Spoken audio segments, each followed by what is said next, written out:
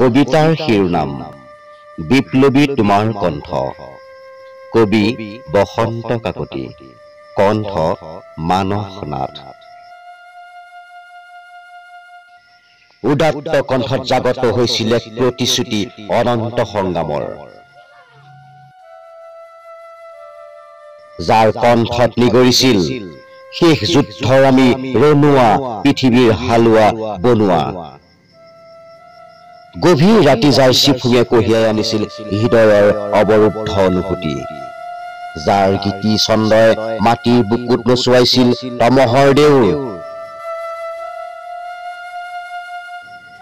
অজানিতে ৰুদ্ধ হল চিফুঙৰ সুৰ, পৰি ৰল স্থবিৰ এক জাতিৰ ছন্দ, বিবুহনী সুন্দৰৰ পূজাৰ মন্ত।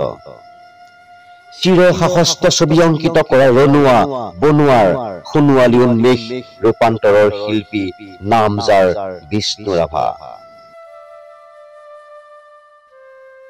সেই ৰূপান্তৰৰ পূজাৰী তোমাৰ বিপ্লৱী সুৰেৰে সংগ্ৰামী প্ৰতিশ্ৰুতিৰে গাইছো আজি অগ্নি বৰ্ষা গান।